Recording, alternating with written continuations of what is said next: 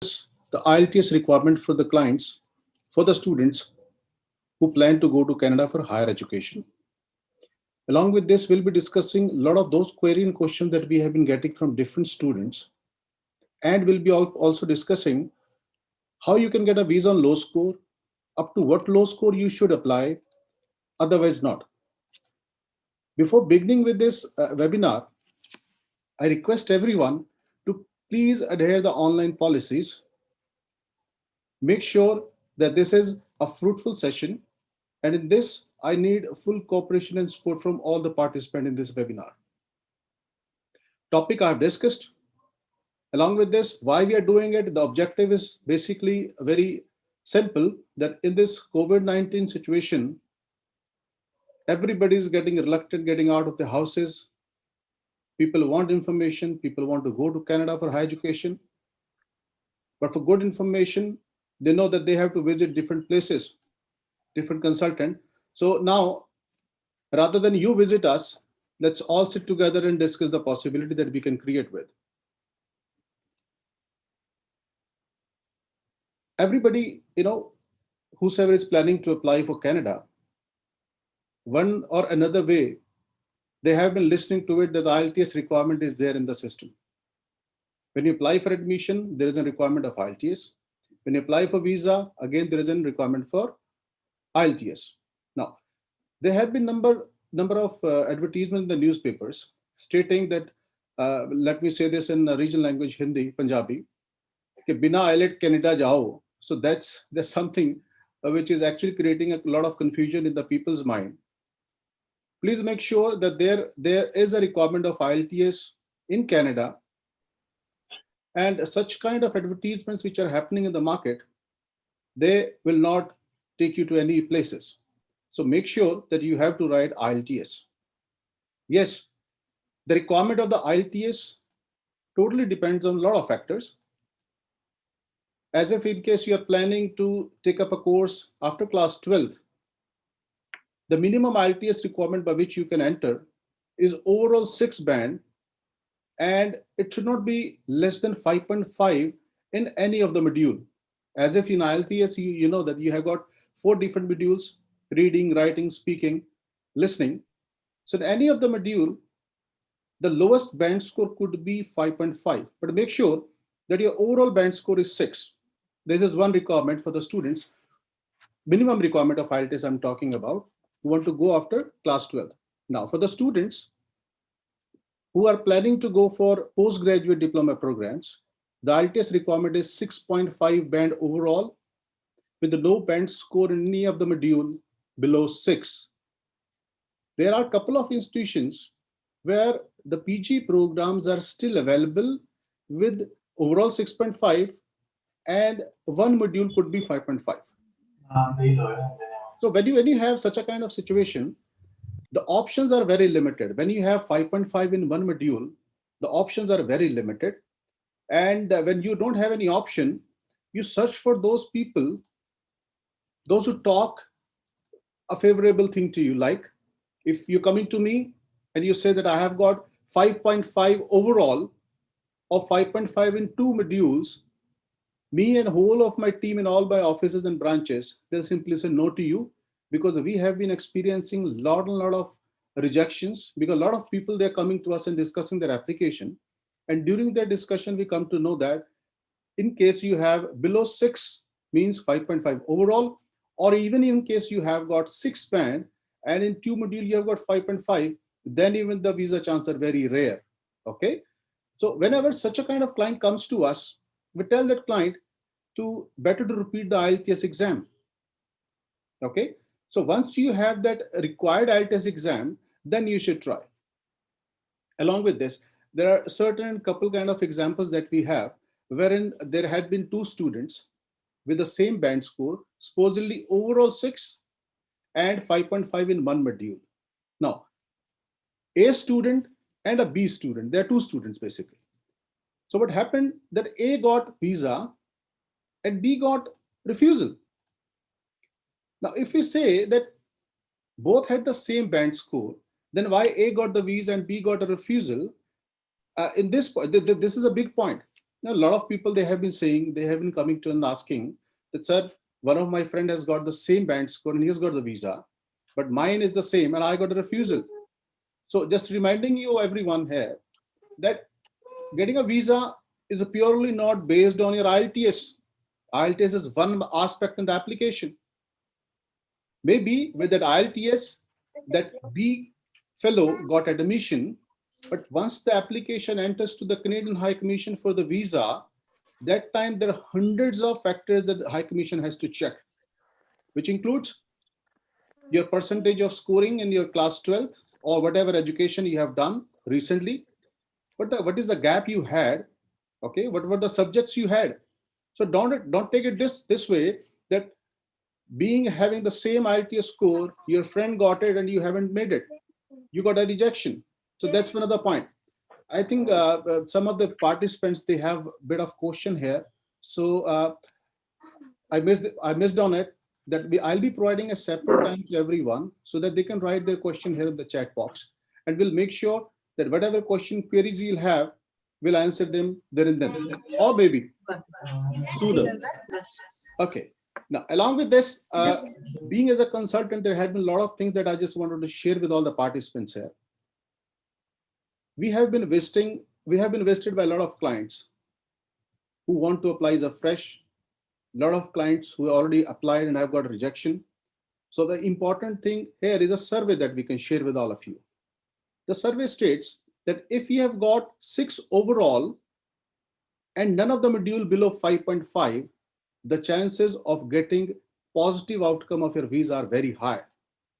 Vis-a-vis, if you say that you have got overall 6, but in 2 modules you have got 5.5, in that event, please make sure that the chances of visa are very rare. Very rare means very rare. So every month, every day, we have such kind of applicants. Those applicants might have visited us some time ago, and during their visit to our office, as a part of protocol by the company, we tell them to repeat the IELTS. But there are a number of people, they don't want to write. I don't know why. And secondly, in the market, there are a lot of people sitting who just want to take the benefit of this. So what they do is, when you visit their offices, they tell you that they have got a lot of visas as such where the IELTS score was low, and even they can get the visa done. So they get hold of you, or maybe those kind of clients, and ultimately the visa gets refused. We as a company here, we have a policy that we don't charge any student for the services. So that's the reason we are little bit of blunt and straight away tell to the client that this is not possible. So I'm making you aware, if in case you have got a low band score, please repeat your IELTS. Otherwise, your visa chances can be very rare. There have been different platforms that people have been connecting and taking advices and being following them all. They're all luring people by saying without IELTS now visa, Canadian student visa is available at 5.5 and all this. Please be aware of these cheap invitations. I consider them as a cheap invitations. Means those kind of people, they just have an idea to call you at their office, show you a big picture that on this low band score they can get you visa done, and they're going to charge you as a registration charge. The only aim that they have is, all right. So rather than getting into their net just for their own sake, it is better to repeat the IELTS here. Now, as if it was a lockdown period, COVID situation is still there. There are a lot of things which were not open up. Recently, the biometric system for Canadian High Commission had opened up, and now you'll be seeing that a lot of people getting mushroomed up and taking the benefit of it. That now everything is open. This happened, that happened. So to all the participants, I would love to say this: that please apply your mind and logic, and make sure that when you apply with the right IELTS score. Now, there are two kind of visas that we have in Canada. Student visa. It's a visa system basically. It is called SDS, Study Direct Stream, and it is also non-SDS. So SDS is a scheme where you can only apply once you have 6 band in all module. Irrespective of it, you're applying after class 12 or you're applying after graduation for a post-graduation course. So in case you have 6, 6, 6, and 6, means each module 6, you become automatically eligible to apply under SDS stream. And once you apply under SDS stream, the visa chances are very high. Just in the mid of it, I would love to remind you that our next webinar is basically on the same topic, SDS and non-SDS. So whosoever participant is currently available here, I request them to keep following us for that webinar. And I'll love that if in case you guys can join us for that also. Now, continuing in the same, 5.5 in one module is okay, but the choices of institutions will be limited. So better is you repeat, or else what you can do is, what we tell to the students is that on the basis of overall 6 and 5.5 in one module, you please apply for the admission. Make sure that the institution is good enough. So good enough means either it's a government institution or an institution which has got a postgraduate working permission and the rights, PGWP, what we say. Now, if in case you get an admission, parallelly you can prepare for an IELTS. IELTS facility is available at both the offices of ours. It's available in Chandigarh and it's available in Patiala also. All right. So parallelly, you can do both the things at the same time. You can apply for the admission, because if in case you're going to wait for the IELTS result to come, it might can, waste 1.5 or 2 months of yours. So better is to apply for an admission. Parallelly, you can write an IELTS. So if in case you've applied for admission on overall 6 band with the one module 5.5, okay, and in the meantime, you repeat your IELTS and you score 6 in each module, or you get a better score, in that event, you can use that IELTS certificate for the visa purpose. Admission can happen on the first one, and visa you can apply on the second one. It's not that only one you can use. You can use both of them, any of them at any of the moment. Taking up to the Canadian institution have been issuing conditional admissions. Supposedly you have scored low, you want to repeat, you still have chance to apply for conditional letters. Depending on the availability of the seat, it happens. Okay. Another thing, especially for the clients or for the students who apply with lower band score, lower I consider like overall 6 with no module less than 5.5.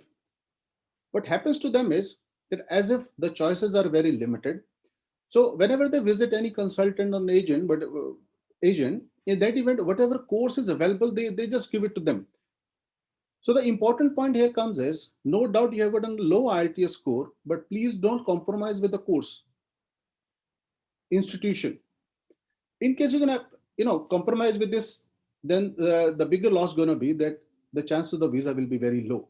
Supposedly, if there is a non-medical student who's going for a business program, just because of it that he has got a low score, and the college which was giving an admit letter to the student can only offer this program. So please don't ruin your application for the visa. A medical student going for a program which has nothing to take with medical stream, going for a business supposedly.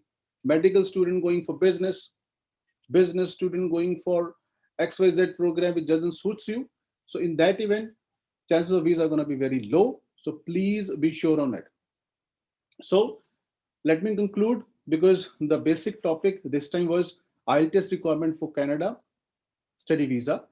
So the good to go IELTS score is overall 6, not less than 5.5 for the students with class 12, and 6.5 overall with no less than 6 for students applying for the postgraduate programs.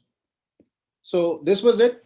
The next session that we'll be having is on the 5th of December 2020, and the topic that will be following up is what is SDS and non-SDS. There's a lot of confusion in the market that what is SDS visa, what is non-SDS visa, is this college an SDS college, or this college a non-SDS college, okay, and how to apply under that SDS or non-SDS. So that's going to be our a topic for the next webinar that we'll be conducting on the 5th of December 2020.